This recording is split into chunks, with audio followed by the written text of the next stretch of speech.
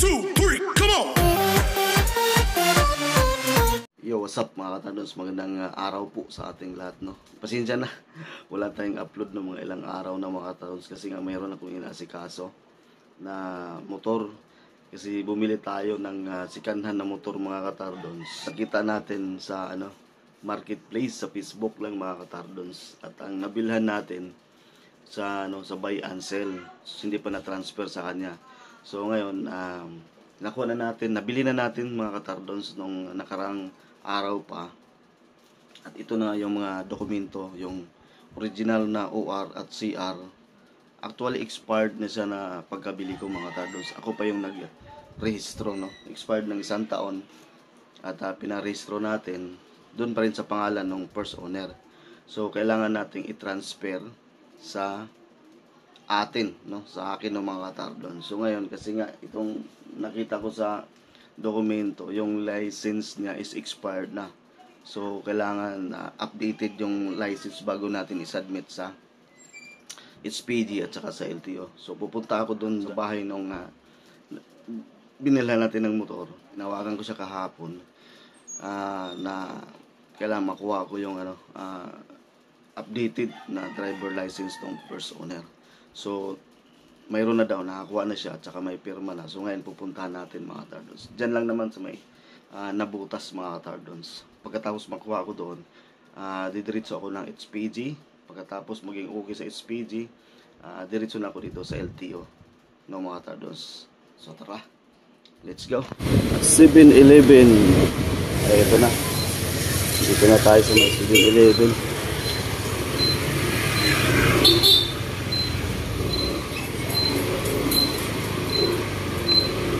Dito tayo banda para di tayo sa gabal. Okay, yan, dito na tayo sa 7-Eleven, no mga katardons. Tawagan na natin sa saglit kasi sabi niya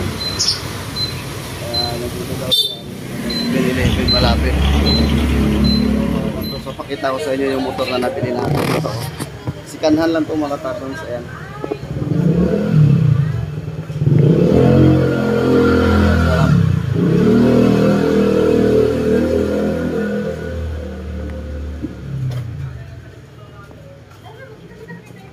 Siya mga katardons, so kabilang side. May kasama po siyang ito, lagayan ng top box, pero hindi natin tinanggal natin yung top box kasi nga malaki masyado yun GB box. So ito mga katardons, sikanhan lang po siya, pero maganda pa mga katardons. Ito mga katardons, dadalhin natin sa probinsya ito. Abangan nyo mga katardons, ibabiyahe ko ito kapag hindi ito maisabay sa truck ng kapitbahay namin papunta ko sa probinsya. Ibabiyahe natin to. Abangan nyo natin. Ito sikanhan na kuha natin to below 30, no mga katardons, below 30. So okay naman siya, at siko lahat. At na-rehistro na rin natin to mga katardons. Mga katardons, nandito na si Sir. Ayan, kukunin na natin yung ID na hiningi natin para sa transfer of ownership. Ito na siya. Ayan. Nahiya kasi wala mo na sa video, kagigising lang. Kung sa kanya pong galing, sige, salamat ha. Thank you. Ito na yung ID. So ayan, so kita-kits sa Camp Crame sa SPG naman tayo mga katardons. Let's go. 1 hour later. Guys, dito na tayo sa Camp Crame. Sa labas pa lang tayo, papasok tayo. So bawal mag-video mga katardons, no? Papunta ron sa loob. So hanggang dito lang tayo sa may entrance, no? So abangan nyo lang mamaya doon sa loob sa SPG na mga katardons. Dito na tayo sa Camp Crame, pasok tayo sa loob. Cut-off lang natin itong ating camera kasi bawal na dito mag-video mga katardons. HPG, pasok tayo dito.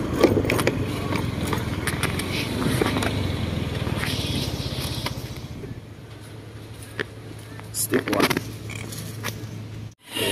So tapos na nagbayad sa first step, binayara namin sa landmark 650 wala. Tapos ngayon sasubmit na natin mga katardons.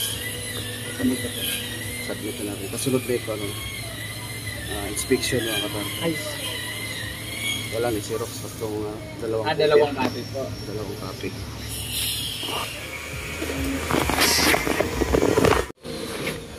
Dito ako pumasok, sir. Dito ko sabi. Ah, Dito lang, sir. Atras ka.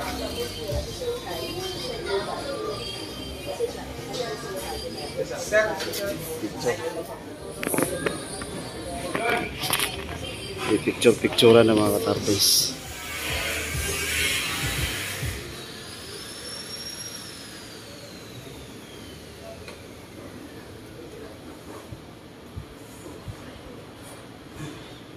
Ayan, abangan natin. Sana matapos agad mga katartons at walang problema rito sa HPG itong motor na ito. Sana walang record na walang kaso or walang naka-file na kaso nito. Few moments later. Ayan na guys, tapos na. Tapos na sa atin. Yun naman sa kasama ko ang ini-stencil mga katartons. Dito sa atin okay na, tapos na. Ayan na guys, meron na tayong flame stub. So hintayin na lang natin yung tawag. A few moments later. Ayun na mga katardos, lumabas na. Tinatawag na yung pangalan natin.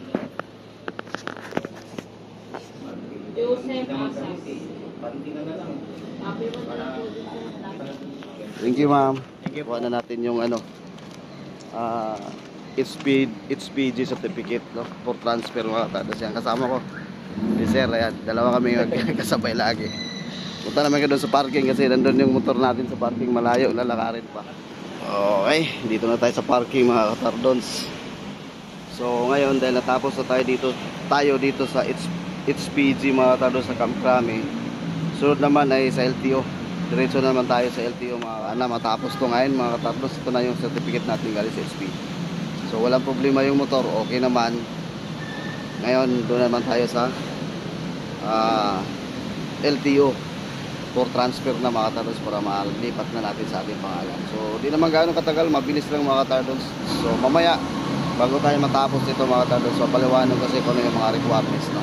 So tara, let's go, kita-kits sa LTO. 1 hour later.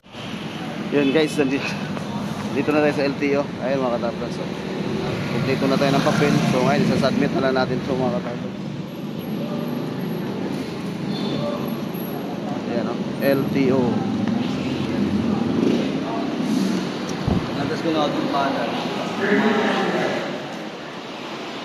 Yan, bawal sa loob yung camera kaya hanggang dito lang mga katardos. Abangan nyo lang mamaya. Guys, nandito na tayo sa inspection area. At katatapos na yung motor na inspection. Lahat okay naman. 1 hour later. Ayan, so yun guys, congrats sa atin. Ayan, tapos na. Ito na. Natapos din yung ating pag-asikaso sa transfer. Ito na. So nakapangalan na ito sa atin mga katardos. Natapos na tayo. So napakadali lang naman mga katardos, basta makumpleto lang yung mga requirements. No? Ang pinaka-importante, mayroon na kayong dala-dala na mga requirements ng mga katardos. Kapag kayo pumunta ng HPG para sa pagkuha ng certificate doon, dalhin nyo lang yung ORCR nyo na original, tapos yung 2 valid ID mo at saka 2 valid ID nung nagbinta no mga katardos, at saka deed of sale. Tsaka yung ID kailangan mayroong 3 perma no? Kailangan same yung perma, hindi pwedeng magkaiba-iba yung perma, kailangan magkapare-pareho talaga. Hindi mahigpit sila dito sa perma mga katardos. Tapos pagka makuha mo na ron, dali mo na dito sa LTO o, lahat original. Doon pala sa HPG, kinakailangan pagpunta nyo doon, yung lahat ng original Xerox nyo na ng 2 kopya, kasi hiningi nila doon 2 kopya. So para hindi na kayo mag-abala kasi malayo ang pasirukan doon sa Camp Crame. So kailangan na-Xerox nyo na ng 2 copy, tagda 2 copy yung galing doon sa original na kopya nyo na mga katardos. So yun, pagdating naman dito sa LTO, lahat ng original isasubmit nyo. Meron lang additional dito, pagdating dito kukuha kayo ng warranty affidavit no? So sa warranty affidavit naman, 200 pesos yung babayaran nyo. Warranty affidavit nyo. So i-attach nyo dun sa lahat ng original na dokumento nyo. Tapos inspection. Yan, pagkatapos pumasa sa inspection, dadalhin na sa loob at inspection ulit, check ulit yung mga dokumento. Tapos magbabayad na kayo. Mura lang naman yung bayad sa transfer, mura lang yung bayad sa transfer. So yun mga katardons, natapos din tayo at ito, nakapangalan na sa atin mga katardons. Pakita ko ulit sa inyo yung motor na nabili natin. Ayan mga katardons.